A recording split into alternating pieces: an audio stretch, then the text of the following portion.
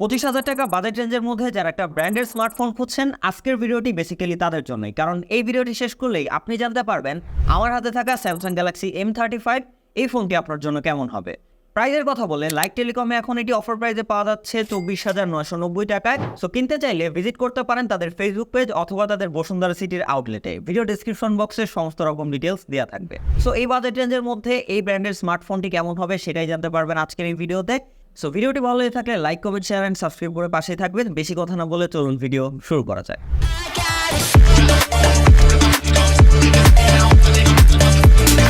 এর বক্সের মধ্যে আপনারা একটা সিম ইজেক্টর টুল, একটা type C to C cable এবং কাঙ্ক্ষিত আপনার স্মার্টফোনটি পেয়ে যাবেন। ফোনটি হাতে নিলে সর্বপ্রথম আপনি যেটা ফিল করবেন সেটা হচ্ছে এর ওয়েট। 222 গ্রাম এর ওজন, কারণ এর মধ্যে রয়েছে 6000 mAh এর ব্যাটারি। সেই দিকে আমরা পরে আসি। বডিটা হচ্ছে প্লাস্টিক বা পলিকার্বনেট। পেছনের দিকে একটা আলাদা রকমের টেক্সচার রয়েছে, যেটা দেখতে অনেকের কাছে ভালোই লাগবে। আমার কাছে ডিজাইনটা এতটাও ভালো লাগে নাই, তবে এর যে ক্যামেরা শেপ বা ক্যামেরা ডিজাইন সেটা এর ফ্ল্যাগশিপ S23, S24 সিরিজের মতোই দেখতে। সো সেদিক থেকে দেখতে কিন্তু ভালোই লাগে। একদম বক্সি শেপের, হাতে নিলে অনেক হেভি ফিল হয়, সবার কাছে এটা ফিল হবে। অ্যান্ড এর রাইট সাইডের দিকে রয়েছে এর সাইড মাউন্টেন ফিঙ্গারপ্রিন্ট, যথেষ্ট ফাস্ট অ্যান্ড অ্যাকুরেট। ওপর দিকে ভলিউম প্লাস মাইনাস বাটন রয়েছে অ্যান্ড একদম টপে রয়েছে সেকেন্ডারি নয়েজ ক্যান্সেলেশন মাইক। নিচের দিকে রয়েছে টাইপ সি পোর্ট, তার সাথে স্পিকার গ্রিল, নেই কোনো 3.5 mm জ্যাক। এবং লেফটে রয়েছে সিম কার্ড ট্রে, যেখানে আপনারা দুইটা সিম অথবা একটা সিম, একটা মেমোরি কার্ড ব্যবহার করার সুযোগ পাচ্ছেন। সামনের দিকে আসলে প্রথমেই যেটা আপনার নজর কাড়বে সেটা হচ্ছে এর বড় বড় বেজেল। কারণ হচ্ছে স্যামসাং এর এই বাজেট রেঞ্জের ফোনগুলোতে একটা জিনিস খুবই বিরক্তিকর, সেটা হচ্ছে এর বেজেল, যেটাও কিন্তু এই ফোনটিতে অনেক রয়েছে।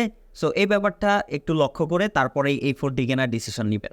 কারণ এই ফোনটিতে ব্যবহার করা হয়েছে একটা 6.6 ইঞ্চির সুপার অ্যামোলেড ডিসপ্লে, যেটা 120 Hz রিফ্রেশ রেট সাপোর্ট করে এবং 1000 নিট পর্যন্ত পিক ব্রাইটনেস আউটপুট দিয়ে থাকে। ব্রাইটনেসের কথা বললে ইনডোর আউটডোর কোনো জায়গাতে আমাদের তেমন কোনো প্রবলেম হয়নি। আমরা ডিরেক্ট সানলাইটে ফোনটি ব্যবহার করেছি, যথেষ্ট ভিজিবল ছিল। ডিসপ্লের কথায় আসলে এক কথায় জোস, কারণ এটা স্যামসাং এর সুপার অ্যামোলেড ডিসপ্লে।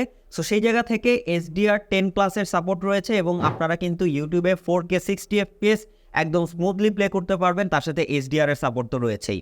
সব কিছু মিলিয়ে ভিভিড কালার, তার সাথে হচ্ছে স্যামসাংয়ের টুইক করা কালারের কোনো কথাই হবে না, একদম মাখন ডিসপ্লে এই বাজেটের মধ্যে। তবে একটা জিনিস আমি প্রবলেম পেয়েছি, যখন আমরা 4K ভিডিও প্লে করছিলাম, ম্যাক্সিমাম টাইম আমরা যখন ফুল স্ক্রিন করছিলাম তখন সেটা 480p চলে আসছিল অ্যান্ড এরপরে কোনো সাপোর্টই দেখাচ্ছিল না। সো এটা আই থিঙ্ক সফটওয়্যার ইস্যু, আশা করছি আপডেট এটা ঠিক হয়ে যাবে।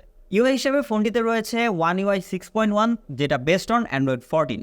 সেই জায়গা থেকে এর ইউআই এক্সপিরিয়েন্স নিয়েও তেমন কোনো কিছু বলার নেই, কারণ স্যামসাংয়ের ইউআই আপাতত বেস্টই বলা যায়।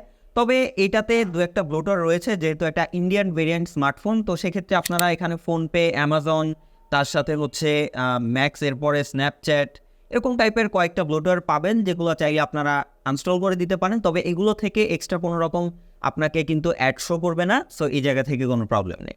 তার সাথে ফোনটিতে রয়েছে ডুয়েল স্টেরিও স্পিকার, যেটার মেইন স্পিকারটাই একটু বেশি সাউন্ড দেয়, তবে সেকেন্ডারি স্পিকারটা একটু কম লাউড রয়েছে। ওভারঅল যদি সাউন্ডের কথা বলি, আমার কাছে মনে হয়েছে আরেকটু লাউড হলে বেটার হতো। ও তার সাথে আরেকটা কথা, এই ফোনের প্রোটেকশন হিসেবে রয়েছে কিন্তু Corning gorilla glass Victus plus, যেটা কিন্তু নর্মালি স্যামসাং ফ্ল্যাগশিপ ফোনগুলোতে দিয়ে থাকে, বাট কোনোভাবে এই ফোনটিতেও কিন্তু সেটাই রয়েছে। তো যার জন্য আরও একটি থামস আপ দেওয়া যায় স্যামসাংকে। ক্যামেরার কথা আসলে রিয়ারে রয়েছে ট্রিপল ক্যামেরা সেট আপ, যার মেন সেন্সরটি হচ্ছে 50 মেগাপিক্সেলের, যেটা হচ্ছে f1.8। দেন রয়েছে 8 মেগাপিক্সেলের একটা আলট্রাওয়াইড সেন্সর, যেটা f2.2, অ্যান্ড ফাইনালি 5 মেগাপিক্সেলের ম্যাক্রো সেন্সর, যেটা f2.4। সো ম্যাক্রো সেন্সরটার কথা বলে এটা তেমন একটা কাজের না, একটা স্যাম্পল দিয়ে দিচ্ছি, তারপর আপনারা বুঝতে পারবেন। দেন আমরা যদি এর মেন ক্যামেরার আউটপুটের কথা বলি, ডে লাইটে যদি একদম সানলাইট থাকে সেক্ষেত্রে লাইট ম্যানেজটা একটু আমি স্ট্রাগল করতে দেখেছি। লাইট ম্যানেজটা আরেকটু বেটার হওয়া দরকার ছিল। ডাইনামিক রেঞ্জ মোটামুটি ভালো রয়েছে, তবে লো লাইট এরিয়াগুলোকে একটু বেশি ডার্ক করে দিচ্ছিল ডাইনামিক রেঞ্জ ম্যানেজ করতে গিয়ে। আদারওয়াইজ যথেষ্ট ভালো ডিটেল ছিল। অ্যান্ড সব থেকে যেটা বেটার আমার কাছে লেগেছে এই ক্যামেরার, সেটা হচ্ছে এর কালার সাইড। কালার সাইনটা আমার কাছে বেশ ভালো লেগেছে। কোনো রকম এক্সট্রা বুস্টেড কালার এই ফোনের ক্যামেরা থেকে আপনারা পাবেন না, সেটা হোক সামনের ক্যামেরা বা পেছনের ক্যামেরা।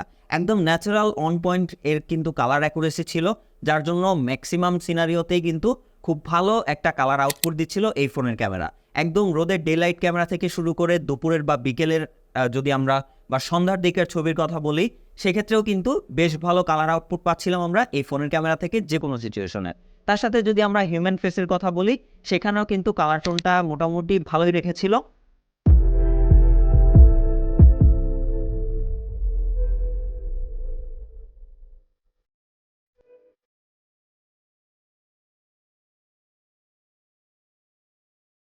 এবং যদি আমরা পোর্ট্রেটের কথা বলি, এজ ডিটেকশন মোটামুটি ঠিকঠাক ছিল, তবে যদি আলোর পরিমাণ কমে যায় সেক্ষেত্রে কিন্তু আমরা বেশ ভালোই মিসম্যাচ হতে দেখেছি এবং হচ্ছে একটু সফট করে ফেলে ফেসটা।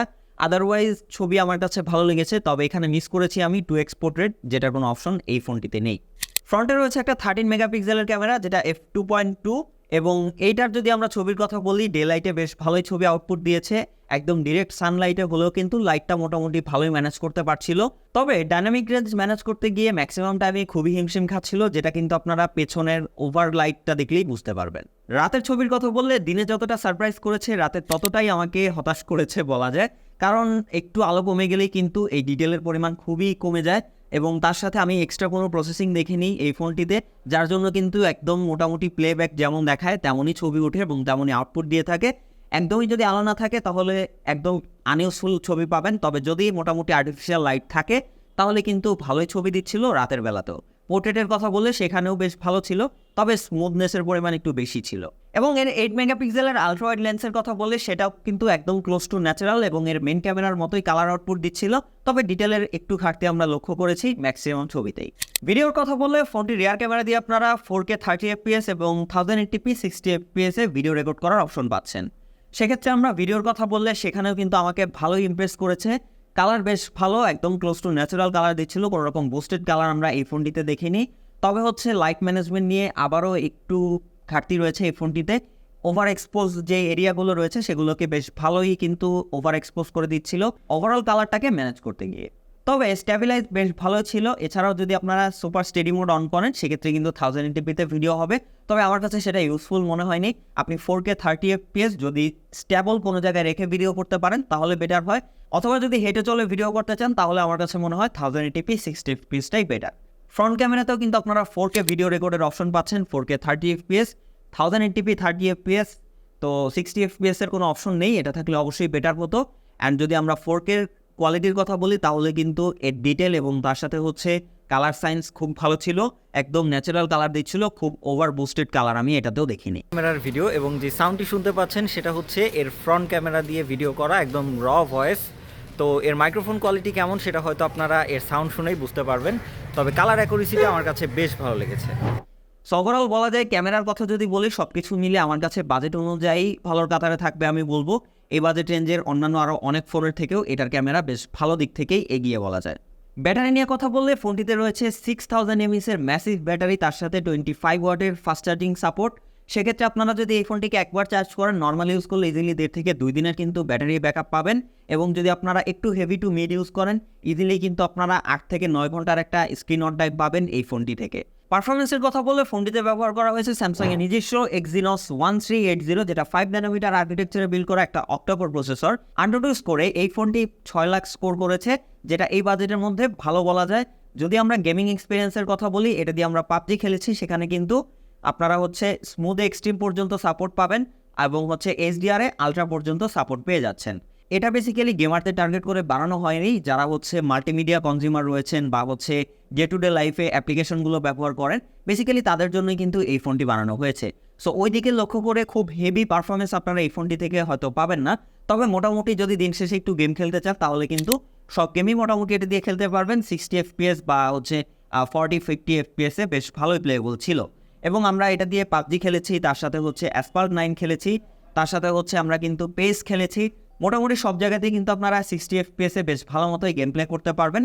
এবং যদি হিটিংয়ের কথা বলি, একটু ওয়ার্ম হয় ফোনটি, আপনারা যদি কাভার ছাড়া ইউজ করেন তাহলে আপনার হাতে একটু এটা ফিল হবে, তবে খুব বেশি হিটিং আবার বলবো না, অ্যারাউন্ড 39 থেকে 40 ডিগ্রি সেলসিয়াস পর্যন্তই ছিল এর হিটিং, বিকজ এই ফোনটিতে কিন্তু ভ্যাপার কুলিং সিস্টেম ব্যবহার করা হয়েছে। সো যার জন্য কিন্তু মোটামুটি হিটটা ছড়িয়ে যায় এবং খুব তাড়াতাড়ি আবার ঠান্ডা হয়ে যায়। সো ওভারঅল সব কিছু মিলিয়ে যদি আমরা অ্যারাউন্ড 25,000 টাকা রেঞ্জের আনঅফিসিয়ালি এই স্যামসাং M35 এর কথা বলি, তাহলে আমার কাছে এই বাজেটের মধ্যে বেশ ভালো একটা ফোন মনে হয়।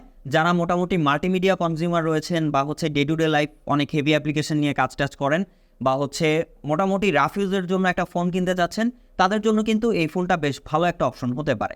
কারণ একটু ফেন্সি টাইপ ফোনের ক্ষেত্রে গেলে দেখা যায় যে ব্যাটারিটা অনেকখানি কমতি রয়েছে, বা ডিসপ্লের কোয়ালিটিতে কমতি রয়েছে, প্রোটেকশনে কমতি রয়েছে। বাট এই ফোনটিতে ওভারঅল কিন্তু সব দিক থেকে আমার কাছে মনে হয় যে একটা ব্যালেন্স প্যাকেজ বলা যেতে পারে। ক্যামেরার দিক থেকেও ভালো একটা আউটপুট দিয়েছে আমাকে এই বাজেটের মধ্যে, তার সাথে ব্যাটারি ব্যাকআপ রয়েছে, বা হচ্ছে ডিসপ্লের কথা বলি বা পারফরমেন্সের কথা বলি বা এর হচ্ছে স্পিকার বা আদারওয়াইজ যেসব ফিচার্সগুলো রয়েছে সেগুলোর কথা বলি, তো সব কিছু মিলিয়ে কিন্তু স্যামসাংয়ের যেহেতু একটা ব্র্যান্ডের ফোন, সো অবশ্যই বাজেটের মধ্যে এই ফোনটি রেকমেন্ড করার মতো একটা ফোন। যদি কিনতে চান তাহলে ভিজিট করতে পারেন লাইক টেলিকমের ফেসবুক পেজ অথবা তাদের বসুন্ধরা সিটির আউটলেটে। সো এর থেকে বেশি কিছু জানার থাকলে অবশ্যই কমেন্ট করে জানাবেন। দেখা হচ্ছে নেক্সট ভিডিওতে, সে পর্যন্ত সবাই ভালো থাকবেন, সবাই সুস্থ থাকবেন। খোদা হাফেজ।